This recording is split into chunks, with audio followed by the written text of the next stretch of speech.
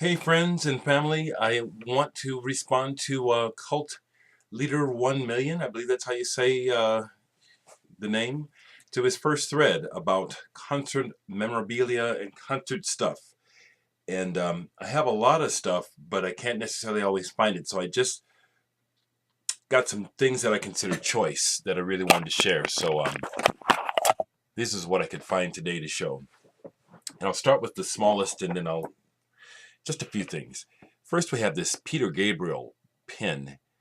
On the US tour, I missed getting these, and so my girlfriend at the time, when she saw him separately from me, he had these pins. One is representing female, one male. This is obviously the male with the phallic representation there, but that's a Peter Gabriel pin.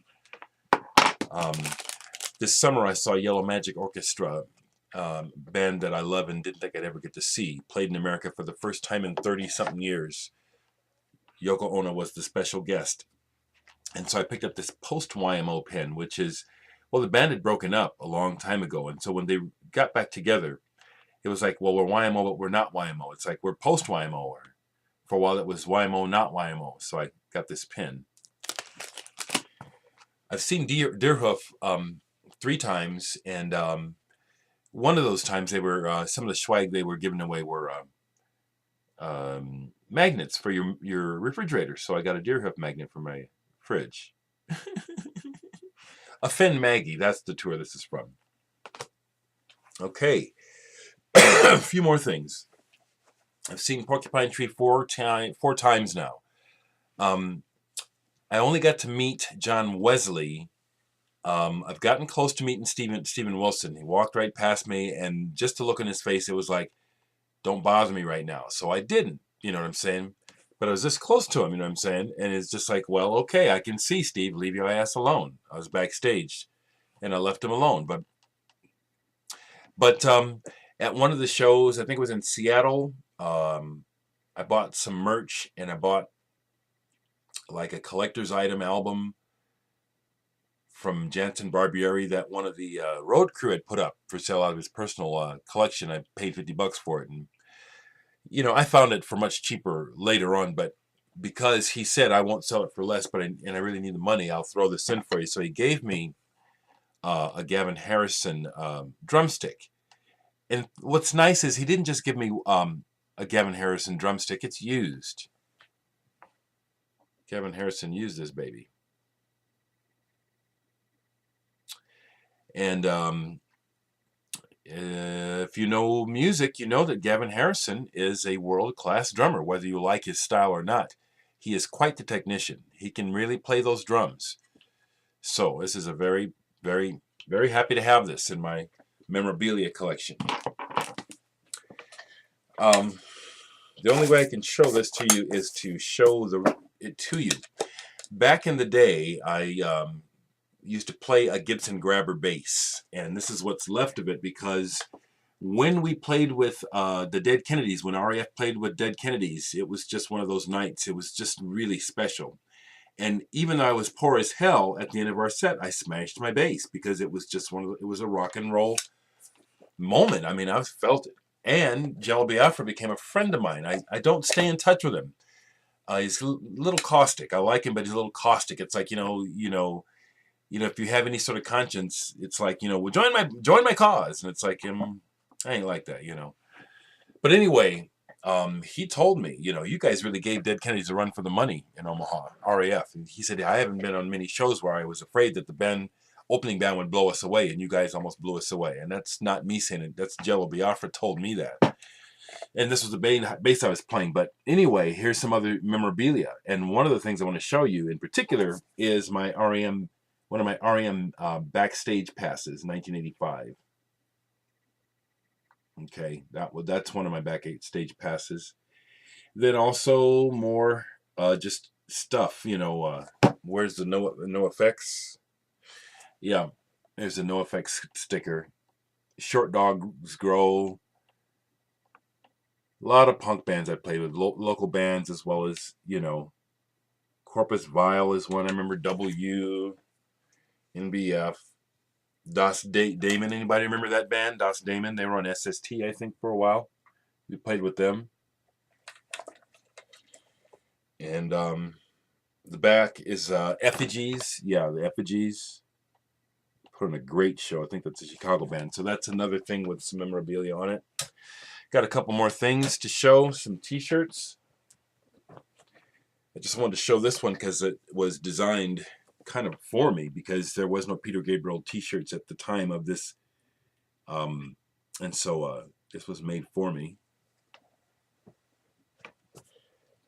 When I saw the Residents, I bought a bunch of stuff, and one of them was this Tales of Tunes of Two Cities t-shirt. When I saw Slow Dive and Ride, I bought the t-shirt, and then I proceeded to wear the hell out of the Ride shirt, so you can't even tell it's Ride, except if you know their graphics, you know that. Underneath the circle, it says Ride. You can just barely see the D there. But on the back here, you see the song titles, and that lets you know. When I saw Ride and Slow Dive, I saw him at a club and hung out with him. It's a club that had a adjoining bowling alley. And thankfully, these guys were very cool. Andy Bell, before he joined Oasis, Mark Gardner of Ride, they were very cool. As a black person loving all this white music, I never know what to expect, so I'm always ready for anything. And thankfully, Ride and Slow Dive were great. Matter of fact, Slow Dive were like quick friends. Neil Halstead and Rachel, we hung out in the bowling alley. And once I hit on Eno, their eyes got all bugged and, you know, just babbled about working with Eno. It was awesome. You know what I'm saying? We were friends, you know, as opposed to me being a fan. One disappointing meeting was with Anthony Kiedis of the Red Hot Chili Peppers. I partied with them back when Hillel Slovak was still in the band. Me and Flea and Hillel smoked some good weed together, you know, and Anthony just would stand like 4 feet away from us looking at me like I was absolute dirt. That typical LA, I don't trust nobody kind of vibe, you know what I'm saying? I understand it, but still, he was really pretty shitty about it, you know. And I don't mind saying it, like I say the thing about Paul Stanley over and over again. Yeah, those things stick with you, you know what I'm saying? Am I kind of a sensitive person? Yeah. You know, I've been abused, you know, haven't you? I don't like abuse, and so call a spade a spade. You know, people can be really cruel, you know. I don't like that shit. I don't care who it's from. So Anthony Kiedis disappointed me. Fucking asshole when I met him. Okay, someone else that was a great pleasure to meet, Patti Smith Group. They played in Omaha back when she was breaking out. Maybe it was the Horses or the other record, Waves, or whether it was out at the time. But they came and played Omaha, and they did an in-store meet and greet. And since they were still pretty underground at the time, it was mostly musicians that went down. So I went down, met Patti and Jay and Lenny, and they were very cool. Well, I wanted to get Patti's autograph. It was exciting to meet her. I didn't have any records because, frankly, I didn't like them, and I still don't, you know. And I'll give another comment here. It's like Patti Smith is all this greatness and stuff, but the music, I think, is terrible. It really is. It's terrible. It's not. I don't think it's very listenable, you know. Even when it comes to punk, I think, like, for example, the Patti Smith records, mostly it's her words, but the band's playing is boring. That's my opinion, okay? But I wanted her signature. I wanted her autograph, so I took my shirt off and had her, to have her autograph it. And there it is, Godspeed, Patti Smith. Now that was another fun moment because when I took the shirt off, you know, she, started to flirt with me, which is nice. She said, "You better put that back on." That was nice. And so she signed it while it was on my chest.